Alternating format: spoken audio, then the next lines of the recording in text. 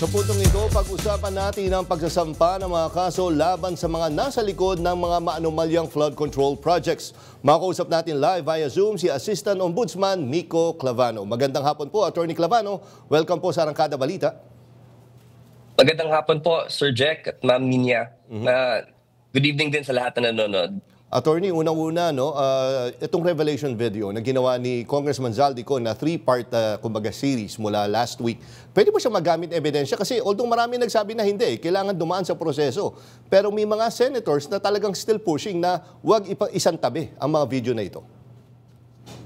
Well, when you talk about evidentiary value, kung tutuusin po, pwede naman gamitin sa court yan.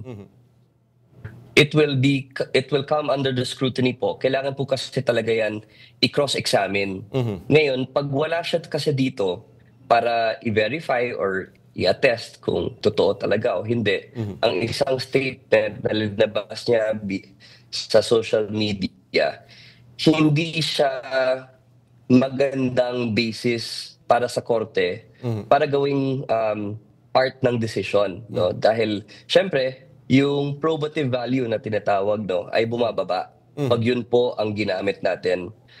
Kaya sa amin, hindi rin po kami magpa-file ng isang kaso na hindi matibay at kailangan ho natin yan lahat i-verify at ilagay sa isang sinumpaang salaysay para po kahit po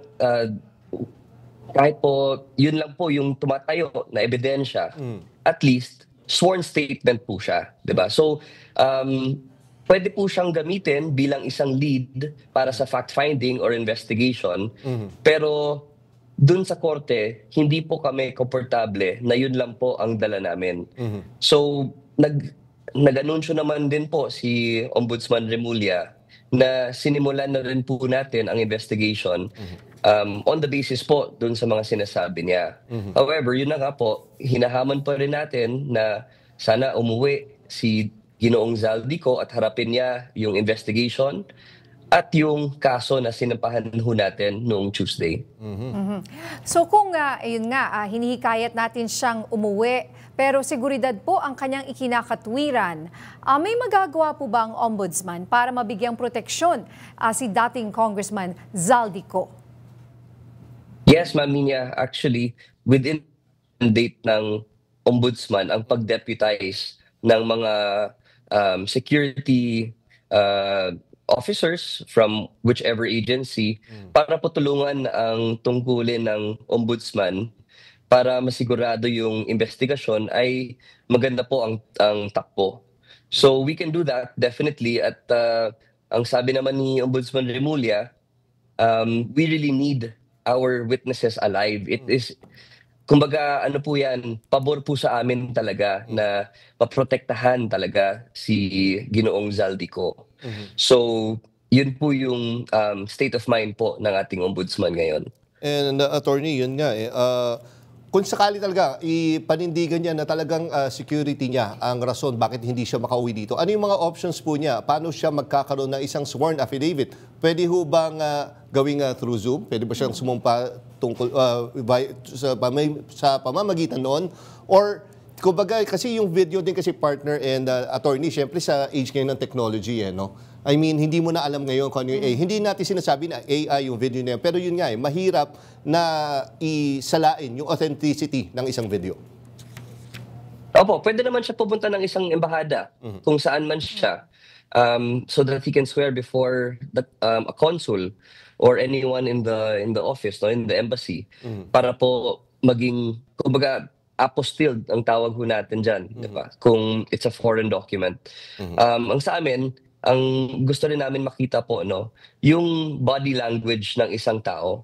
Remember, ang mga DPWH officials, kagaya po ni Yusek Bernardo, si Henry Alcantara, JP Mendoza, Bryce Hernandez, lahat ho yan humarap sa amin at face-to-face namin in-interview talaga. Meron talaga kasing mga bagay na hindi mo mababasa, hindi mo masasabing genuine kung hindi mo makita ang body language ng isang tao.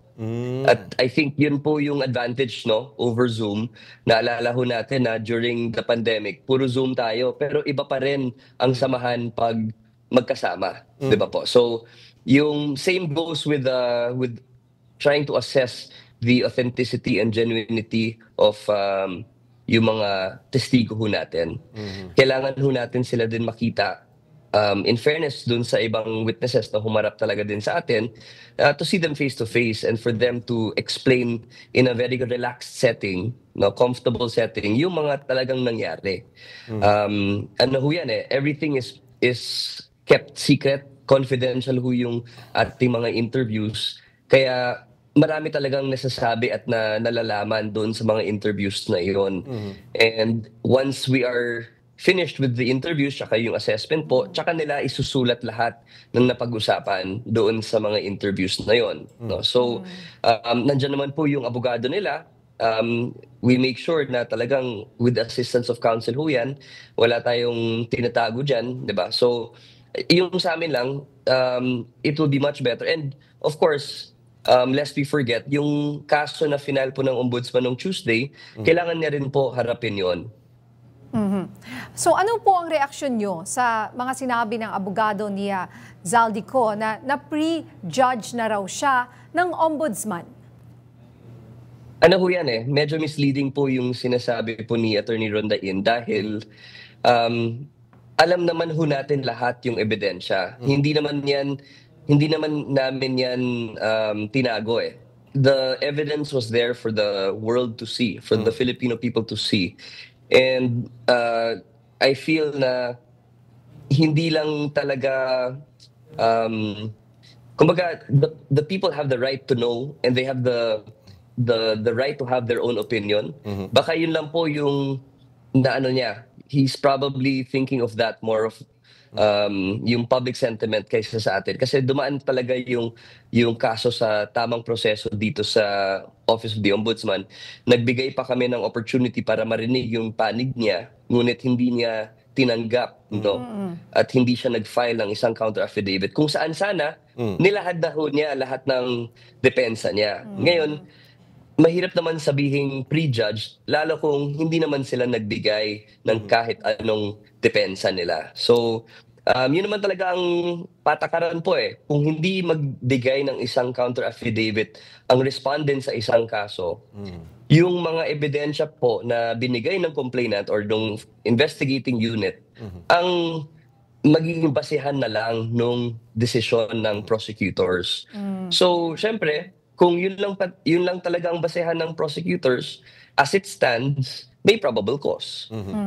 Kung sana dinipensahan niya yung sarili niya at nagbigay siya ng evidence na kumukontra dun sa mga ebidensya na sinubmit or nakalkal ng ating mga investigador, then syempre talagang magkakaroon ng resolution na may probable cause. Hindi po ba? So, yun lang po. I think it's a little misleading on his end. And at the same time po, trabaho ho talaga namin mag-prosecute. Kaya kailangan maniwala din kami sa ebidensya na meron kami. And then speaking of evidence, Attorney Mico, gaano po kalakas ang ebidensya natin laban sa mga akusado, particular dito kay Zaldico? And para po sa maintindihan ng ating mga kababayan, ano po sa tingin nyo yung pinakamalakas na ebidensya laban sa kanya?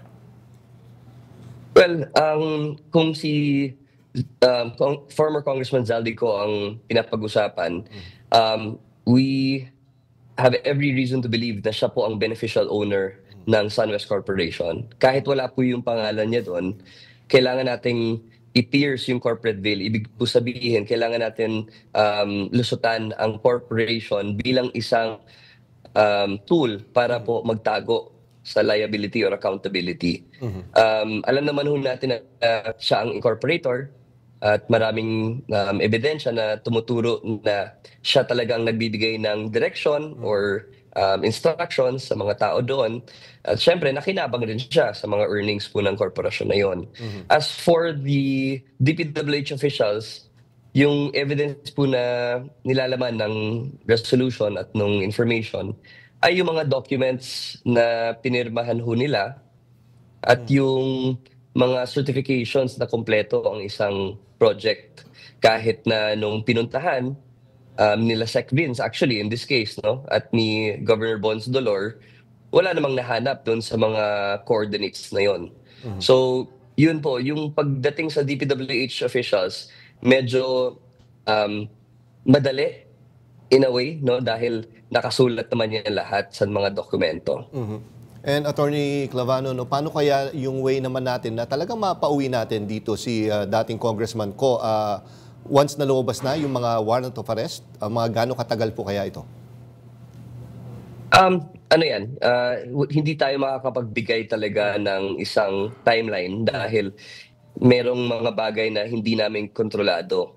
So, paglabas po ng isang warrant of arrest, gagamitin ho yan bilang basis para mag-apply ng isang Interpol Red Notice.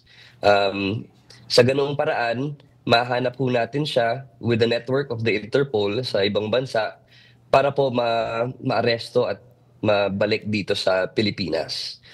Kagaya po yan nung ginawa natin kay former Congressman Arnie Teves na nagtago sa sa Timor-Leste. Tagal rin nun, ano? Oo, pero 'di ba, parang baliwala rin kasi kapag wala siya dito. Kahit nakasuhan mo, sabi mo ganyan, kung siya ay doon sa ibang bansa at masarap ang buhay, parang hindi masaya pa rin yung Christmas niya. Di ba? Di ba?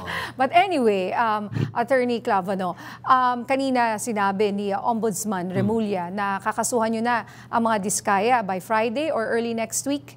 And then also, what about the other warrants that we're hoping for you to file laban sa ibang mga senators like sina Senators Jinggoy Estrada and Senator Joel Villanueva? Yan, marami po doon ay undergoing the process na po, no? Yung 17 cases ay nasa preliminary investigation na ho. Ibig po sabihin yan, pagkatapos marinig yung dalawang panig, magiging submitted for resolution na yon at maglalabas ng resolution ng panel of prosecutors whether may probable cause o wala. So whether i-file yan sa Sandigan Bayan or sa RTC o hindi. So we're waiting for those 17 cases to become ripe para po makapag-file na tayo. Okay, nako, maraming salamat po sa inyong oras, Attorney Miko Clavano, na ibinigay dito sa Arangkada Balita. Sir, mabuhay po kayo at ingat po. Maraming salamat, Sir Jack, Ma'am Ninya. Magandang gabi po.